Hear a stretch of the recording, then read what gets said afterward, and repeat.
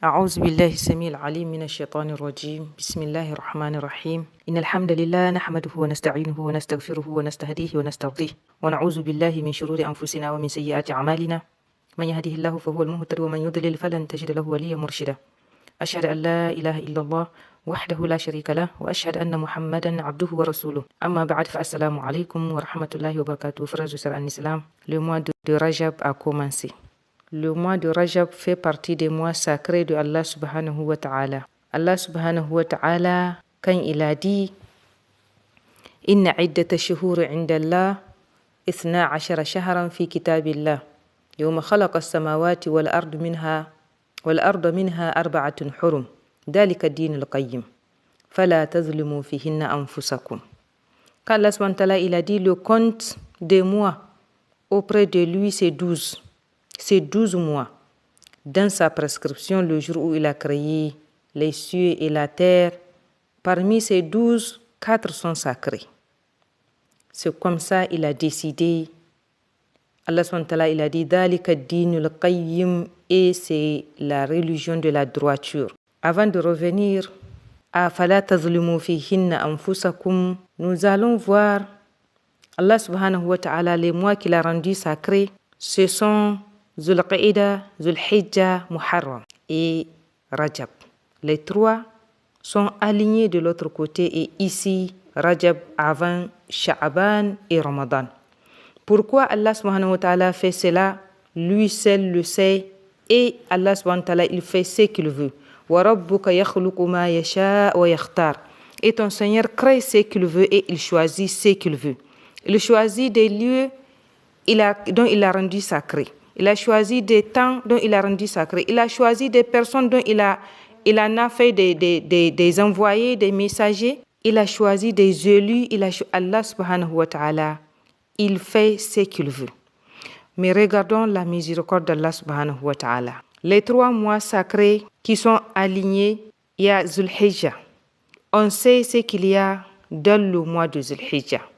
Il y a le jour de Arafat où Allah subhanahu wa ta'ala descend au premier ciel et regarde tous ceux qui sont sur Arafat et leur pardonne. Ils vont retourner comme le jour où leur maman les a enfantés sans péché. Mais avant cela, il faut une préparation. Nous savons qui nous sommes. C'était ces personnes qui Allah subhanahu wa ta'ala a rendu Zul Qa'ida sacré pour qu'on arrête le péché, pour qu'on commence à se purifier pour ces grands jours.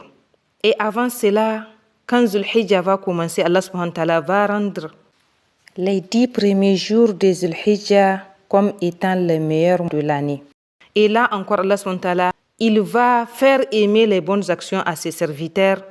Et le message sallallahu alayhi wa sallam, il va dire, il n'y a pas de jour où l'adoration est plus aimée de Allah subhanahu wa ta'ala qu'en ces jours-là, pour qu'on accélère, pour arriver à ce jour où Allah subhanahu wa ta'ala va accepter le repentir de tout le monde, où Allah subhanahu wa ta'ala va faire une miséricorde générale sans regarder ce que la personne-là a fait jusque-là. Et juste après, pourquoi maintenant le reste de Zul Hijja et même Muharram sont sacrés? On peut même si on ne comprend pas l'ultime sagesse de Allah subhanahu wa ta'ala, on peut comprendre que c'est par miséricorde pour que tout de suite on ne se salisse pas. Allahu Akbar. Donc ici, et le mois de Rajab alors. Ici, le mois de Rajab, on sait vers quoi on est en train d'aller. On a évoqué tant de miséricorde dans le mois béni de Ramadan, là où encore on va sortir, Inch'Allah, expier de tout péché. Là aussi, il faut une préparation. Il faut qu'on s'abstienne des péchés. On a vu ce que font les péchés. On a vu qu'il n'y a rien d'autre que les péchés qui ont durci et noirci nos corps. Comme Allah subhanahu wa ta'ala, il a dit qu'Allah balrana ala qulubihim ma kanu yaksibun. Rien ne nous a éloignés de Allah subhanahu wa ta'ala. Rien n'a asséché nos corps si ce n'est les péchés. Donc, Rajab, on s'abstient de nous faire du tort. Allah subhanahu wa ta'ala, il a dit Fala tazlimu fihinna anfusakum. Abstenez-vous de vous faire du tort à vous-même. Si on s'abstient de faire des péchés, alors on ne va pas rester comme ça les bras croisés. Non, on va accentuer les bonnes actions. Les mois sacrés, quand les péchés sont énormes, les bonnes actions aussi sont énormes.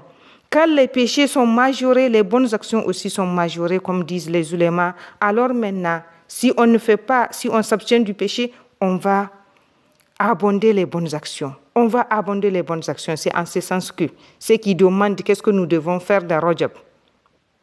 Les ulémas disent qu'il n'y a aucune adoration qui est spécifique au mois de Rajab.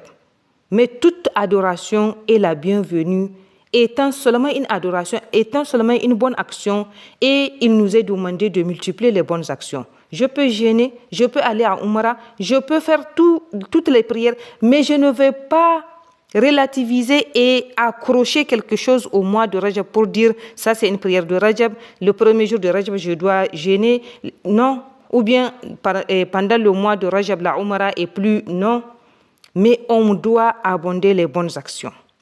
Maintenant, encore, j'avais évoqué que les ulémas ont dit le mois de Rajab c'est un mois de semences, c'est le mois de planter. Alors qu'est-ce qu'on va planter? C'est qu'on voudrait récolter pendant le mois béni de Ramadan.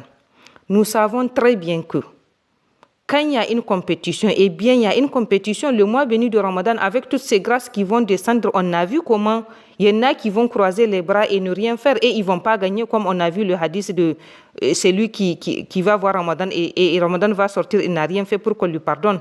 Donc il y aura une vraie compétition.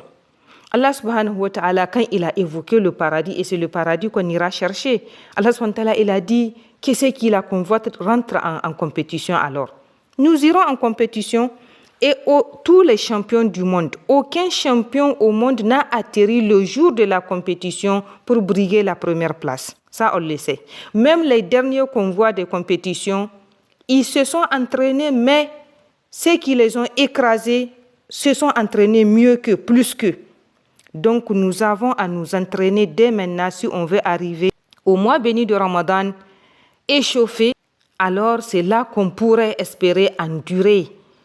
C'est là qu'on pourrait espérer entrer en compétition avec ceux qui vont compétir. Je dois faire une liste de toutes les bonnes actions que je voudrais voir asseoir pendant le mois béni de Ramadan dès maintenant. Et je commence un entraînement. Je voudrais prier à l'heure avec recueillement et précédé des surrogatoires. Je voudrais commencer déjà à m'entraîner à jeûner. Je pourrais commencer à faire sadaqa. Si je voudrais faire beaucoup de sadaqat, je commence maintenant. On ne sait jamais. Toujours les bonnes actions sont aimées de Allah subhanahu wa ta'ala et nous sommes dans un mois sacré. Donc nous allons commencer à nous entraîner pour que, arrivé au mois de Ramadan, tout soit possible. Sinon, on risque d'être surpris. On sait très bien que lorsqu'on s'élève sans aucune préparation et vouloir faire quelque chose d'endurance, ça va être compliqué. C'est pourquoi on voit Ramadan venir, on va commencer à faire de bonnes actions. À peine une semaine, on est essoufflé. On ne sait plus, on n'a plus, on ne peut plus. C'est même pas qu'on n'a plus envie, mais on ne peut plus. Qu'Allah SWT nous en garde, mais si on est entraîné suffisamment, Inch'Allah, nous arriverons. Le mois de Sha'ban.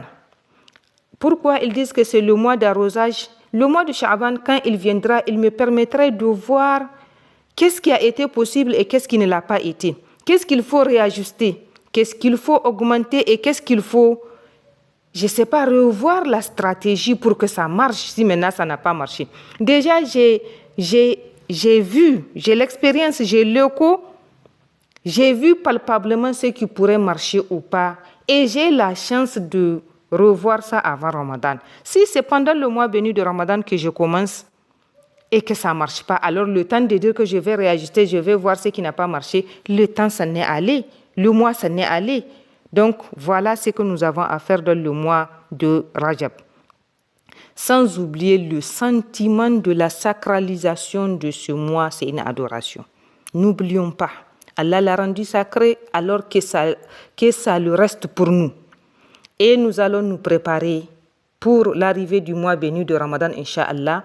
Et autre chose, le messager sallallahu alayhi wa sallam, quand on lui a demandé, Osama bin Zayd, il lui a demandé, je ne t'ai pas vu jeûner autant de mois, un mois comme tu jeûnes le mois de Sha'ban. Il a dit une chose très importante, ou deux choses très importantes. Il a dit, c'est un mois dont les gens, ignore entre Rajab et Sha'ban. Ça veut dire que Rajab est important, on ne l'ignore pas. Ça veut dire que dans Rajab, il y a beaucoup de mouvements, on l'ignore. Ce qui fait sa particularité. Quand les ulémas évoquent une particularité, une seule que Rajab pourrait avoir, ils disent celle-là. Ces hadiths, donc, attirent ton attention sur le fait que Rajab n'est pas ignoré. Après cela, et il dit, et c'est le mois dans lequel on élève les œuvres vers Allah subhanahu wa ta'ala. Et je veux que mes œuvres soient élevées alors que je jeûne. Allahu Akbar. Frères et sœurs en islam, voici quelque chose de très très important. En dehors des préparatifs, en dehors du fait que je respecte la sacralisation du mois, voilà que mon dossier annuel va être élevé dans le mois d'après. Il n'y a pas lieu de réviser. Il n'y a pas lieu de réviser. Quand on est en examen et qu'on nous dit qu'il reste que 5 minutes, qu'est-ce qu'on fait? On se met à réviser pour voir là où il y a des erreurs. C'est le moment pour réviser. Toutes les erreurs, qu'est-ce qu'on fait? On fait des ratures ou on change ou on gomme. Donc nous demandons à Allah subhanahu wa ta'ala pardon. Nous avons cette possibilité. Avant qu'on ne prenne ces dossiers, nous avons la possibilité de revoir tout ce qui y figure des grands péchés, des petits péchés, des choses qui ne me seront pas utiles, qui me seront même très très chères. Donc je vais revoir ça et j'ai cette possibilité, je demande pardon tout simplement à Allah. Et quand je vais demander pardon, je les remplace par beaucoup de bonnes actions pour que quoi? Pour que cette fin, pour que la fin de ce dossier soit vraiment masha'Allah. Et le prophète sallallahu alayhi wa sallam, il dit innamal a'mal bil khawatim. Les œuvres se justifient ou bien sont valables par la fin. La fin justifie cela. On connaît le hadith où les anges descendent à l'aube et ils repartent au temps de Asr. Allah subhanahu wa ta'ala, il va demander donc quoi vous les avez trouvés? Ils vont dire en prière. Donc quoi vous les avez laissés en prière? Et il va dire je vous prends en témoin que je leur pardonne. Avec quoi nous allons clore nos dossiers? Frères et sœurs en islam, c'est là une opportunité. On peut effacer beaucoup de mauvaises choses et on peut remplir de beaucoup d'autres bonnes actions. Cherchons tout ce qu'Allah subhanahu wa ta'ala aime et agrée. Abandonnons des prières, des zikrs. Faisons en sorte que ces dossiers soient clos avec des jolies choses. Et dans la miséricorde infinie de Allah subhanahu wa ta'ala, regardez. Une nouvelle page s'ouvre avec quoi? Allahu Akbar, Allahu Akbar, avec tant de miséricorde, avec Ramadan. Tant de miséricorde. Donc imaginez un dossier où le début a été Ramadan et la fin a été Rajab que j'ai embelli de cette manière. Qu'Allah subhanahu wa ta'ala nous fasse miséricorde davantage, qu'Allah subhanahu wa ta'ala nous guide davantage vers le chemin droit, qu'Allah subhanahu wa ta'ala ramène nos consciences à la vérité pour laquelle on a été créé. Alhamdulillahi Rabbil Alamin. Donc, frères et sœurs en islam, on va s'arrêter là. La prochaine fois, peut-être, on va essayer de détailler sur le calendrier, sur les programmes, mais mettons déjà ça en marche. Le Coran, commençons déjà, car si je n'ai pas commencé, je ne peux pas, au mois béni de Ramadan, avoir beaucoup de khatamat. Non, je commence maintenant. J'essaie de voir, est-ce que je peux avoir une khatama chaque semaine dès maintenant? Qu'est-ce qui m'a empêché? J'ai le temps de voir si ça peut aller. Et ainsi donc, quand Ramadan va venir, peut-être que celui qui va s'échauffer très bien trouvera les khatamas tous les 3 jours. À Allah subhanahu wa ta'ala, rien d'impossible. Et Allah subhanahu wa ta'ala, il a dit وَالَّذِينَ جَاهَدُوا فِينَا لَنَهْدِيَنَّهُمْ سُبُلَنَا. N'oubliez pas, ceux qui fournissent d'efforts dans nos voies, nous allons les guider, nous allons les aider. Allah subhanahu wa ta'ala, وَإِنَّ اللَّهَ لَمَعَ الْمُحْسِنِينَ. Et Allah est avec les bienfaiseurs. Donc, quand on va se mettre à faire le bien, Allah subhanahu wa ta'ala va nous aider, c'est sûr. Et quand on ne va pas le faire encore, Allah subhanahu wa ta'ala, il va dire فَلَمَّا زَاغُوا أَزَاغَ اللَّهُ قُلُوبَهُمْ. Ceux qui vont se détourner, ceux qui ne vont pas considérer. Et Allah subhanahu wa ta'ala va les laisser, il va les laisser détourner, incliner. Ils l'ont cherché. Donc, vraiment, il est grand temps qu'on commence à mettre tout de côté.